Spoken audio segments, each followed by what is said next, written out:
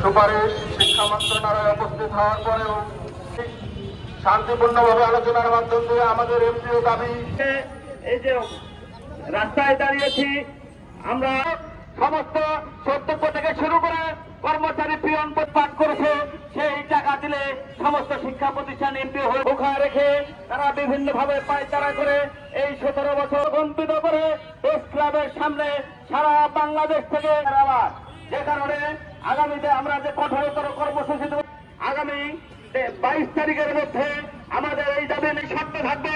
আমি আপনাদেরকে তথ্য জানাতে চাই, এমপিওর মুখে হাসি ফোটানোর ব্যবস্থা করবে এই আশাবাদে ব্যক্ত করে এজন্য আমি আমাদের সমস্ত ভাইদের আমি আহ্বান জানাবো। প্রভাষক ফারহানা শারমিন জেনি ম্যাডামকে, প্রভাষক যদি 23 তারিখের মধ্যে মেনে না নেন আমরা আমাদের পীর চেঞ্জ করছেন তো পীর কখনো পীর কখনো পীর এটাই আমাদের দাবি। ধন্যবাদ। ধন্যবাদ প্রভাষক ফারহানা শারমিন জেনি ম্যাডামকে। কেন্দ্রীয় কার্যনির্বাহী কমিটির সম্মানিত সদস্য সভাপতি, সহসভাপতি এবং দিচ্ছি, কিন্তু আমাদের কোনো বেতন নাই।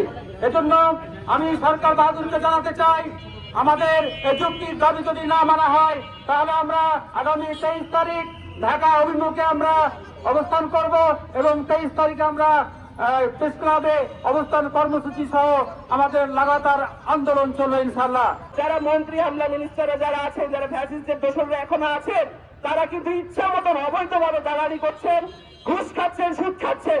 আমাদের শিক্ষক সমাজ কিন্তু সেরকম না।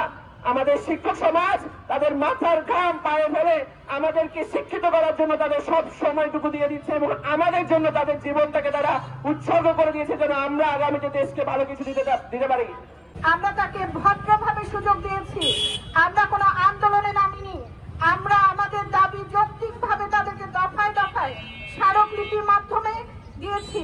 আমরা আমাদের দাবি তাদেরকে দফায় দফায় বসে বসে সিটিং দিয়ে দিয়েছি, কিন্তু তারা আমাদের কোনো দাবি এখনো সম্মানের সাথে আমলে নেননি। তাদের কাছে গেলে শুধুই আমরা আশার বাণী শুনি যে না আপনাদের জন্য আমরা কিছু করছি, আমরা আর আশার বাণী শুনতে চাই না। গতকাল রাত্রে ভূতপূর্ব সচিবদের পুনরায় নিয়োগ হয়েছে, অবসর প্রাপ্তির পরে কেউ মৃত্যুবরণ করেছেন। তাহলে এই ভূতপূর্ব পদোন্নতি যদি হতে পারে বঞ্চিতদের, তাহলে কেন আমাদের এই যৌক্তিক দাবি পূরণ হবে না? স্বীকৃতি হবে আমাদের নীতিমালার একমাত্র কাঠামো। আপনারা কি জানেন যে আমাদের এই নন এমপিওরা কি পরিমাণ মানবেতর জীবনযাপন করে? আমাদের বাচ্চারা বুঝে না যে আমাদের বাবা মায়েরা চাকরি করে কিন্তু বেতন পায় না। তারা জিজ্ঞেস করে ঈদের সময়, মা তোমরা বোনাস পাবে না, বাবা তোমরা বোনাস পাবে না, কিন্তু তখন আমাদের কতক্ষণ কষ্ট হয়। এর মাঝে আমাদের অনেক শিক্ষক আছেন যারা প্রচন্ড মানবেতর জীবনযাপন করে। আমি মাননীয় প্রধান উপদেষ্টার কাছে আমার এই রাজশাহী জেলার 0 পয়েন্ট থেকে দাবি জানাতে চাই, দয়া করে আপনি আমাদের দাবি মেনে নিন। কারণ আপনি একজন গবেষক মানুষ, আপনি একজন বোদ্ধা মানুষ যাকে ইলন মাস্ক বিনিয়োগ করতে আসে।